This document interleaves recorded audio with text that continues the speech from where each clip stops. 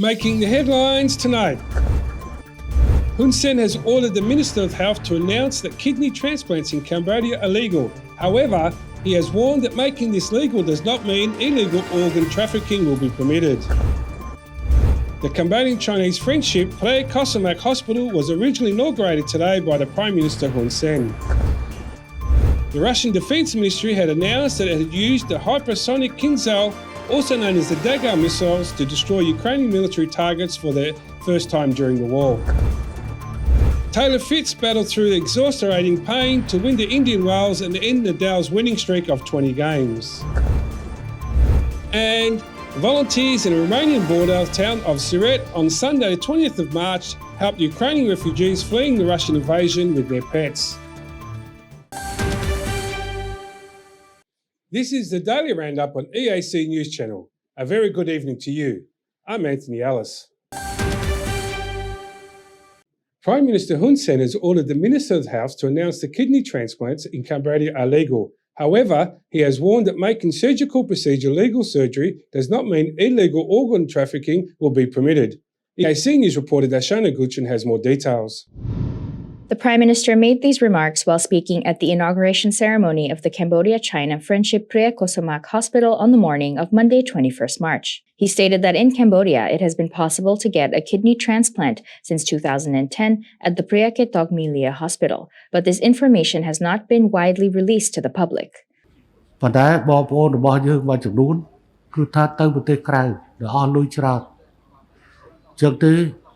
Some Madang Tata, Tangakra, Kujung, Tuja, much of people had it. Pro to by Tajer, but I do, Kokata no take care. Jump Tajer could not thrive by Hani, no company about you. Now, don't let the people are climbed 30 people talk about them around. Somebody could go to learn by Hani. Thus, during the inauguration ceremony, he called on the Minister of Health to declare kidney transplants are legal and possible to get in Cambodia. During his speech, the Prime Minister essentially confirmed that Cambodia has the capacity to perform kidney transplants. Additionally, according to the Minister of Health, the Cambodia-China Friendship Playa Kosamak Hospital has the capacity to conduct kidney and liver transplant surgeries as well. Darshana Gochan, EAC News. Prime Minister Hun Sen has said that the people who live abroad in countries facing crisis should not flee the country when they are suffering and should instead mourn together with the local people. He has made this remark while speaking at the inauguration ceremony of the Cambodia-China Friendship Playa Kosamak Hospital on Monday, the 21st of March. The Prime Minister said that he has decided not to let Cambodians leave countries that are struggling in order to show solidarity and sympathy in the people of those countries. He continued that there are currently 23 Cambodian families situated in Ukraine and he has no policy to evacuate them. He remarked, "When their country is safe, we are with them, but when they face trouble, we run away from there. This is impossible." He also said that before COVID-19 outbreak, many students left China to escape the outbreak, and now it is difficult for them to return to school.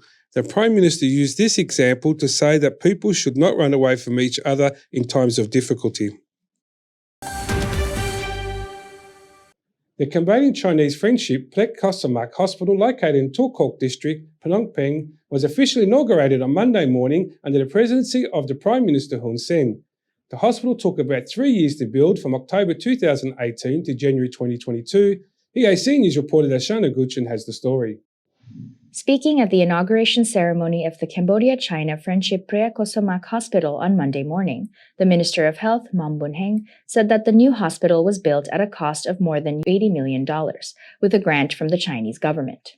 The new hospital is built upon a land that spans across more than 13,000 square meters and is 11 floors high with a length of 53 meters. The hospital building is divided into several departments and wings, such as outpatient, emergency, medical technology, general medicine, obstetrics, gynecology, and more, and has 400 beds for patients. Additionally, on the roof of the building, there is a helicopter landing pad which can carry a weight of around 3 to 5 tons. The Minister of Health thanked the government and people of the People's Republic of China for the generous assistance in building this hospital. The Chinese ambassador to Cambodia, Wang Wentian, also spoke at the ceremony and said that this hospital will be the most modern state medical facility in Cambodia, also backed by professional Chinese health officials. He said, "I would like to take this opportunity to represent the Chinese embassy in Cambodia and welcome the arrival of 12 Chinese traditional health workers who have come to help in the fight against COVID-19. I would like to sincerely thank the Ministry of Health of Cambodia and Preah Kosamak Hospital for supporting the Chinese team and providing employment as soon as possible." He continued that this hospital embodies the support of the Chinese people to Cambodia to help develop the health sector in the kingdom and contribute to building up Cambodia-China relations. Prime Minister Hun Sen then delivered his speech and recalled the process of signing on to this new achievement with China.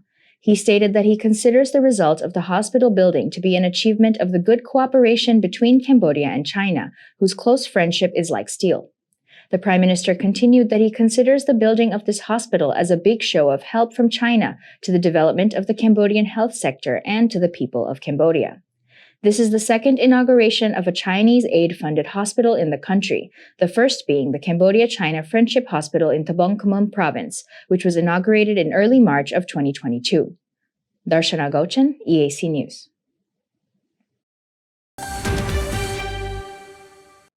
Prime Minister Hun Sen has called on all national ministries and institutions to clearly and responsibly divide the work of the subnational administrations on the provision of public services in order to improve the efficiency and sustainability of reform management.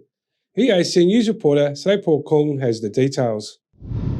Speaking at the launch of the National Program for Subnational Democratic Development Phase 2 on Monday, 21st March, Prime Minister Hun Sen stated that each administrative level should prepare policy and provide services in each sector. Additionally, he said the National Committee for Subnational Democratic Development (NCDD) must continue to strengthen its role in conjunction with other key reform programs and must coordinate with relevant ministry and institution to review and revise relevant laws and regulation in line with policy and development, decentralization, and deconcentration reforms. He added that the NCDD need to study the appropriate option for establish specific institutional mechanism at the national level, which are permanent mechanisms to ensure the effectiveness of leadership, coordination, and monitoring of subnational administration in accordance with the laws and development of decentralization and deconcentration reform. At the same time, he also reminded all institutions at both the national and subnational level to reduce unnecessary expenditure, including unnecessary public investment projects, to ensure the stability of the national budget, which is in a difficult situation due to the COVID-19 pandemic. He said that capital provincial tax branches must work closely with each capital provincial administration to collect various fiscal revenues. Decentralization and deconcentration reform are being implemented to strengthen good governance, which has been at the core of the royal government rectangular strategy for the past 3 terms, to reorganize the subnational public administration structure and management system based on development principles in a democratic way. Sri Pokong, EAC News.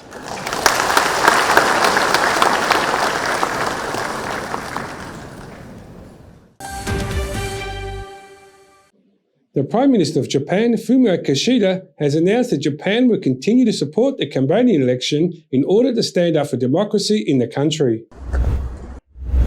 Speaking at a joint press conference between the Cambodian and the Japanese Prime Ministers on Sunday evening, Prime Minister Fumio Kishida reaffirmed his support for democracy and human rights in Cambodia, stating that he joins the royal government of Cambodia in supporting these areas. As the Cambodia is preparing for elections in 2022 and 2023, the Japanese Prime Minister announced that the Japanese government would continue to support the elections in the kingdom. He said Japan continues to support Cambodia's ability to vote to reflect the diversity of different views in Cambodia. In 2022, the Kingdom of Cambodia will hold the Commune District Council elections on 5th of June, with 17 political parties registered to participate. Then, in 2023, the national election for members of parliaments will take place.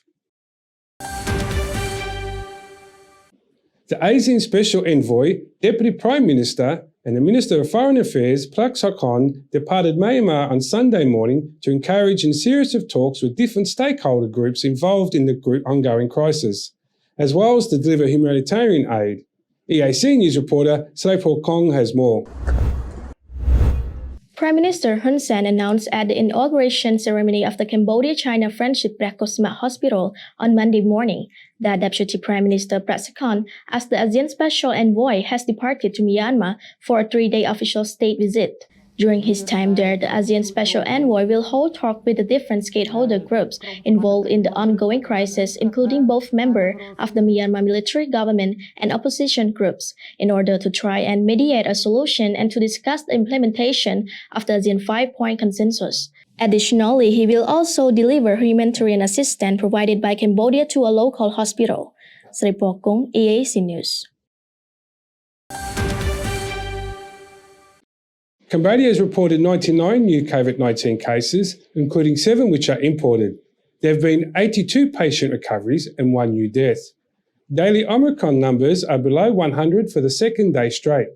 The Kingdom recovered 92 new community and 7 new imported cases of the new variant, meaning Cambodia has now recorded 14,644 cases of Omicron, 1,335 imported and 13,309 community cases. Cambodia's COVID-19 case tally has now climbed up to 135,085. The death toll stands at 3,052. The number of patients treated successfully since the pandemic reached Cambodia is 131,038, and the tally of imported cases has climbed up to 21,192. Healthcare workers are currently treated a total of 919 patients.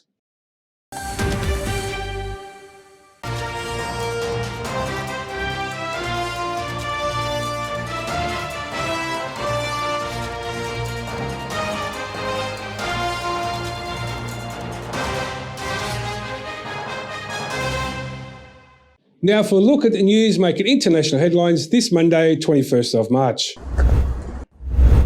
1 man was killed and 27 people were wounded when 2 people got into a gunfight during a car show that's part of an annual community event in a small southeast Arkansas town, authorities have said on Sunday. A person who left the scene of the Saturday evening shooting has been arrested on unrelated charges and is being questioned about the shooting in Dumas, a city of about 4,000 located about 144 kilometers southeast of Little Rock, Arkansas. State Police Colonel Bill Bryant has said.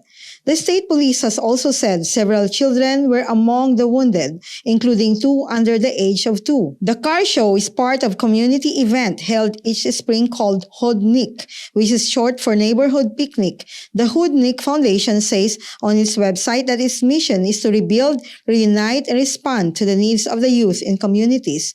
The event, which helps raise funds for scholarships and school supplies, also included a bonfire, a basketball tournament, musical performances, a teen party, and a balloon release. The purpose of Hoodnik has always been to bring the community together, the foundation has mentioned on its Facebook page. This senseless violence needs to end. It's always been a family-friendly event with a message of nonviolence, said Chris Love Case, the foundation chief development officer. 6 people under the age of 18 who were wounded by gunfire were taken to Arkansas Children's Hospital in Little Rock. According to a spokeswoman, most had been released as of Sunday afternoon. Wallace McGehee, the car show's organizer, told CART that had been the bullets started flying, he began running, ducking, getting down, trying to get the kids out of the way. The gunfire seemed to come out of nowhere. North Korea has fired a new short-range multiple rocket launcher on Sunday, March 20th, South Korea military has said, amid heightened military tensions on the peninsula after a spate of larger missile launches by the nuclear-armed North. This morning, there was firing in North Korea, which is assumed to be multiple rocket launcher shot, and our military was monitoring the related situation and maintaining a readiness posture. North Korea military has fired 4 shots at around 7:20 a.m. for about an hour towards its west coast from an unidentified location in South Pyongan province, Yonhap News Agency has reported. While they garner much less attention than the massive intercontinental ballistic missiles, North Korea has displayed several new types of multiple launch rocket systems in recent years, adding to an already large arsenal of artillery and rockets ideal for potentially striking targets in the south. A car drove at high speed into a group of Belgian carnival performers who were preparing a parade early on Sunday, March 20th, killing 6 people and seriously injuring 10 others, authorities have said, saying the incident did not appear to be a militant attack. "We saw bodies flying everywhere. It was horrible," said a man who was part of the carnival troupe. A woman whose daughter was at the scene has recalled her house shook as the car passed. "A couple of seconds after was the impact on the carnival troupe," the woman said. "I called my daughter immediately. Thank God," she replied, and said, "Mom, don't worry, we were on the side, but others who were not so lucky," she also said. The incident has occurred in the southern Belgium village of Streppy-Brequegnier at around 4 p.m. in the afternoon. Jacques Gobert, mayor of the neighboring town of La Louvière, said between 150 to 200 people were gathered to get ready for the annual folklore parade involving costumes and drums when the vehicle suddenly appeared. The 2 people driving the car, which was later intercepted, were detained. Police have said they were local people in their 30s and were not previously known to the police. Police have denied media reports that the car was involved in a high-speed chase. Belgium has sought to root out people suspected of militant links over the past 7 years. A Brussels-based Islamic State cell was involved in attacks on Paris in 2015 that killed 130 people, and on Brussels in 2016, in which 32 died. Ramming vehicles into crowds has become more common as a weapon used by militants in Europe and white supremacists in the United States, because such attacks are inexpensive, easy to organize, and hard for authorities to prevent, experts say.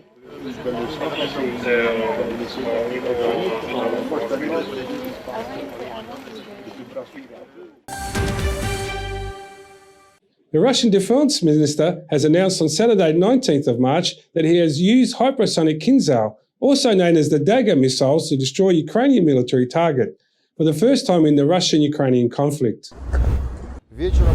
Defense Ministry spokesman Igor Konashenkov has told reporters that a large underground missile and aviation ammunition depot in Ukraine's western Ivano-Frankivsk region was hit by the hypersonic missile system on Friday. It was the first time that Moscow had deployed the hypersonic Kinzhal system since it started a special military operation in Ukraine on February 24. Konashenkov has also said Russia had also fired the Bastion coastal missile system to destroy several radio engineering information centers in the Ukrainian port city of Odessa.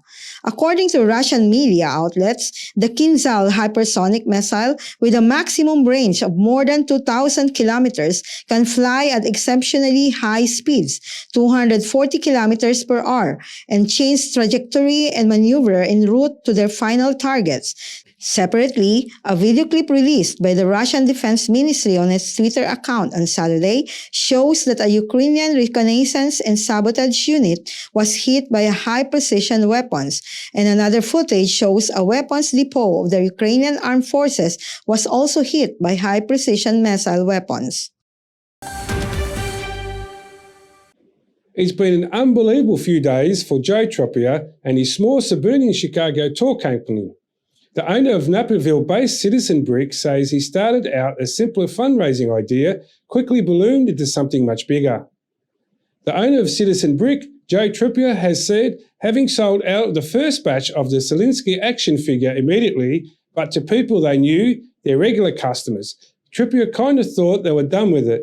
They have started getting pings on the phone, and we saw it was getting responded by the Ukrainian Instagram page, which was kind of a shock to the company. Suddenly, Citizen Brick was getting a lot of followers from Ukraine. People messaging him. It was kind of overwhelming.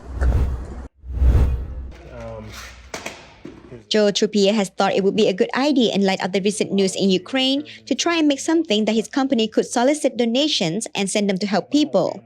And so they made a President Vladimir Zelensky action figure.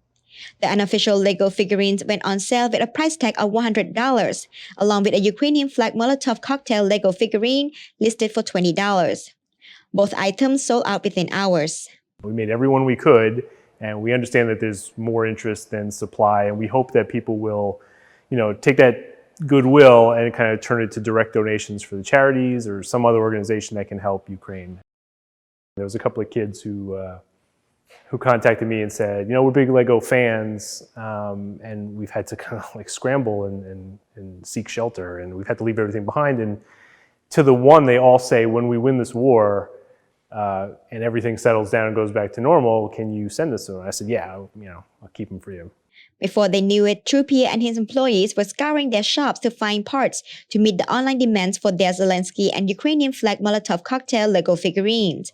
We didn't want to miss this window where people are willing to donate to a cause that we are interested in supporting, said Truppier.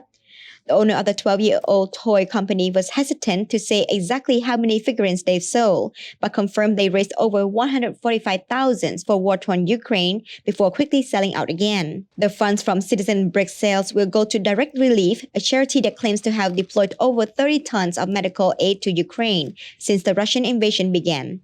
We've had a lot of contact from people in Ukraine, which is surprising that they had the time and mind to contact us and say thanks, said Truppier. It's very humbling. We keep that in the front of our minds when we're trying to do something like this. As Citizen Bricks works to fulfill all of the orders for the sold-out Zelensky and Ukrainian flag Molotov cocktail Lego figurines, Truppier admits he's storing a few of each item for some special fans of his company's work. The United States will not sanction Russian participation in a nuclear project in Iran under the received nuclear deal, but will not allow Russia to use this deal as an escape hatch to invade Ukraine-related sanctions, State Department spokesman Ned Price has said. The State Department spokesperson Ned Price has made it clear Russia is not getting out of the sanctions and other financial measures that they have been imposed for this war in Ukraine.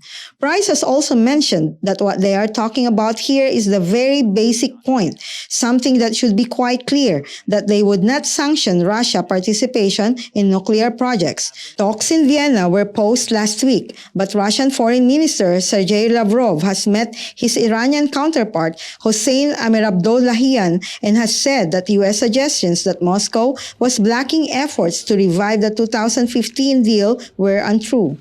One, the JCPOA is not going to be an escape hatch for the Russian Federation and the sanctions that have been imposed on it because of the war in Ukraine. But two, we are not going to sanction Russia for participating in nuclear projects that are part of the JCPOA. You're right. Ask, because it gets into the weeds here.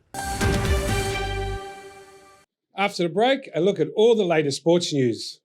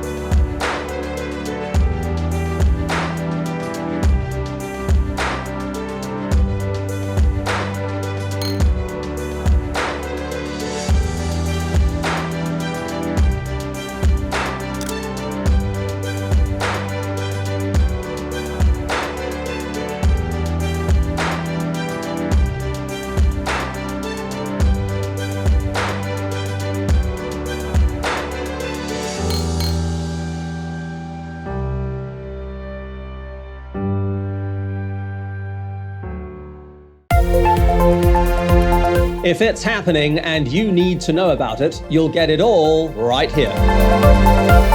EAC News brings you updates and breaking news in English across all of our platforms and channels. The EAC News app, YouTube, Facebook, Telegram, Twitter, and our website www.eacnews.asia. Join me and the rest of the EAC News team every day on your favorite channels.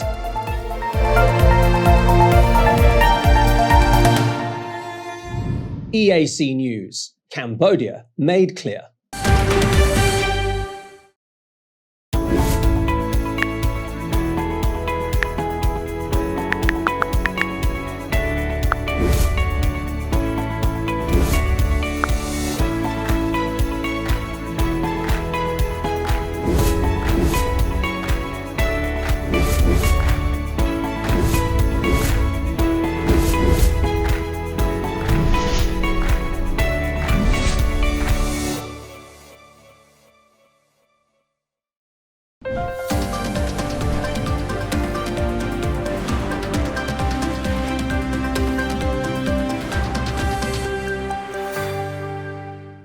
Ferrari ended its 45-race winless streak on Sunday to start Formula One's new era with the flourish of a 1-2 finish in Bahrain that sent the sport's oldest and most glamorous team back to the top.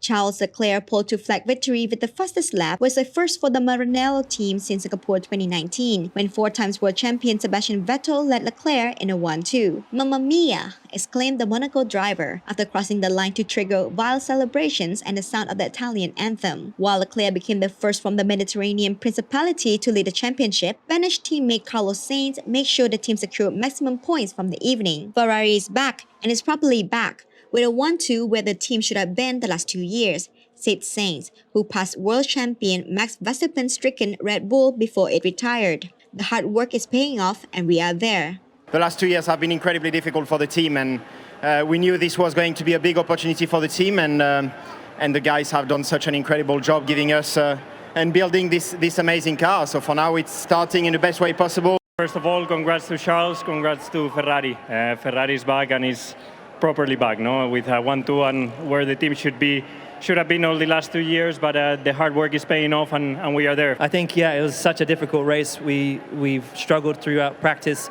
This is really the best result we could have got, and of course it was unfortunate for the other two drivers, but we did the best we could, and we're grateful for these points. Ferrari have not won a title since 2008 and slumped to a 40-year low of 6th overall in 2020 before moving back up to 3rd last season. A big congratulations to Ferrari, said Mercedes 7-times world champion Lewis Hamilton, who joined the pair on the podium. So happy to see them doing well again. They are such a historic epic team. It's great to see Carlos and Charles up there as well. A delighted Leclerc, who was also voted driver of the day by fans, said the team could not have hoped for a better day. The last 2 years have been incredibly difficult for the team, and we know this was going to be a big opportunity, he said after his 3rd career win. Now it's starting in the best way possible. We couldn't hope for better. It's incredible to be back on the top. Team boss Matteo Binotto said the 1-2 was a relief and a big boost, but also an unexpected outcome on a day that ended in a nightmare for the Red Bull, with Sergio Perez also failing to see the checkered flag. Verstappen had challenged Leclerc for the lead, while Perez was heading for the podium before mechanical issues sidelined both. Binotto, in one of the hottest of hot seats in world sport, said the closing stages of the race, with a safety car deployment 10 laps from the end, had almost given him a heart attack on the pit wall.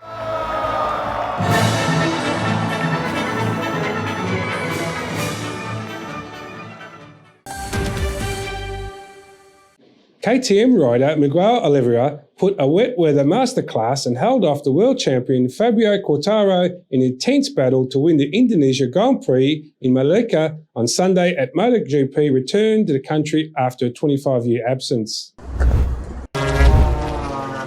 Yamaha's Quartararo qualified in pole position but dropped to 5th before producing a late charge as Oliveira kept his composure to clinch his 4th MotoGP career within rain-delayed and shortened 2nd race of the season. Oliveira made a strong start and moved from 7th to 2nd, passing early leaders Quartararo and Jack Miller before building what proved to be an unassailable lead. The last couple of months have not been easy, the 27-year-old Portuguese said. To be back with this win is very emotional for me. I promised my daughter I would bring back a trophy from Indonesia. This one is for you. Quartararo was joined by fellow Frenchman Johan Zarco on the podium after the race was reduced to 20 laps from 27 due to safety concerns caused by extreme track temperatures, and the start was delayed by over an hour because of torrential rain. The start was crucial. Then to keep the pace and see the limit of the bike and keep hitting the same marks, the same lap time was was key to a good race and to keep the pace at the end. I was afraid that my tires could overheat a little bit by the end and that I hadn't margin to push again. But fortunately, I have enough gap to then Fabio, so that was perfect. 6 times MotoGP champion Marc Marquez missed the race. Indonesia first Grand Prix since 1997 after suffering a concussion following a crash in the warm-up session early on Sunday. Enea Bastianini, the winner of the season's opening race in Qatar, held on to his lead in the championship's standings despite finishing 11th in Mandalika, while Zarco's Pramac Ducati teammate George Martin crashed out of his second straight race. Australian Miller was forced to settle for 4th, ahead of Suzuki's duo Alex Rins and Joan Mir, while Quartararo's teammate Franco Morbidelli finishing in the 7th place. Taylor Fritz battled through exaggerating pain and bring Rafael Nadal's 20-match winning streak to an end with a 6-3, 7-6 victory in the Indian Wells final on Sunday, becoming the first American to lift the cup since Andre Agassi over 2 decades ago. Home favourite Fritz gave fans what they came to see, a heroic effort and an American winner, denying Nadal what would have been his 4th title of the season and a record-equaling 37 ATP Masters 1000 championships. Struggling with an injured ankle, Fritz said after collecting his 2nd career title that he had doubts that he could even take to the court and had never before experienced such pain prior to a match. But the 24-year-old American decided to gut it out and was rewarded with the biggest win of his career, fighting off the 21-time Grand Slam winner. "This is just one of those childhood dreams you just think would never come true," said Fritz. "I can't even describe how ridiculous it is how I could play today. I have never experienced worse pain in my life before a match," he continued.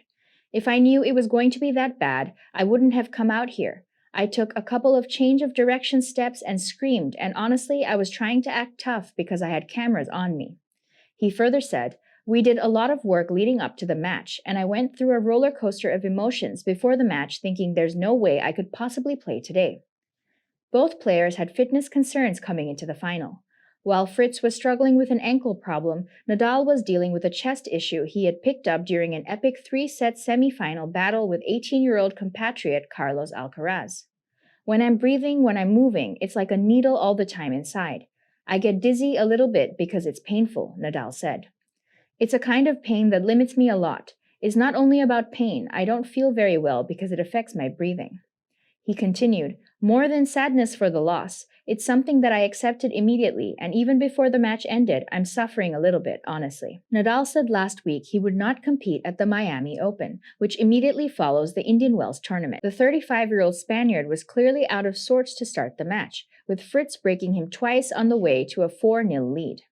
But as he has so many times said before, Nadal refused to wave the white flag, twice holding the service and breaking the American to get to 5-3, sending a buzz through the packed stadium.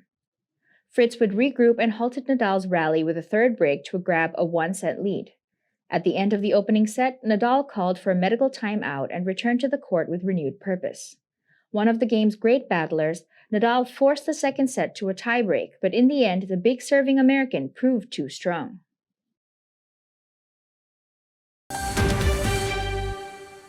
Now let's have a look at the weather and what you can expect for tomorrow.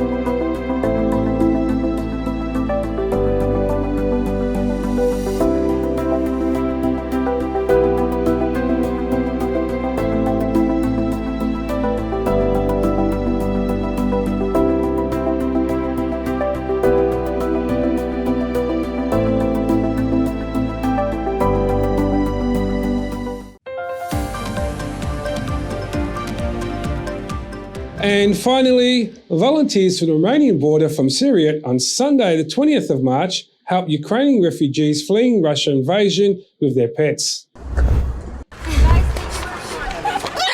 There are requirements when one travels with a pet, and so volunteers in the Romanian border are helping Ukrainians. They are also making pet health certificates and passport for four-legged family members, European passports, because most of them want to go further into Europe, aside from helping the human and their pets with food, crates, blankets, anything that they might need in their future travels, said activist Christine Tutunaru, who is working with the organization Pulse of War. We are helping refugees with pets, mostly dogs and cats, but also rodents, to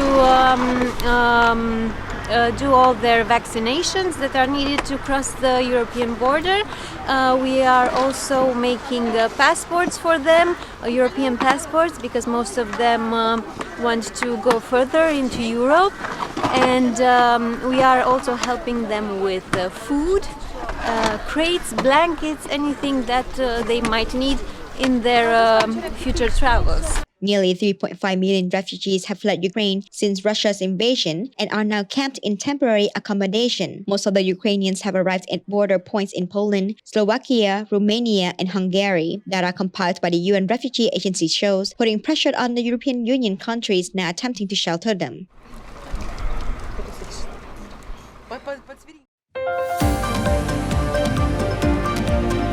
Thank you for watching the Daily Roundup here on EAC News Channel. For more breaking news and updates, check our website eacnews.asia or search EAC News on Telegram or at your favourite app store. More from the EAC News team tomorrow night at 8 p.m. We'll see you then.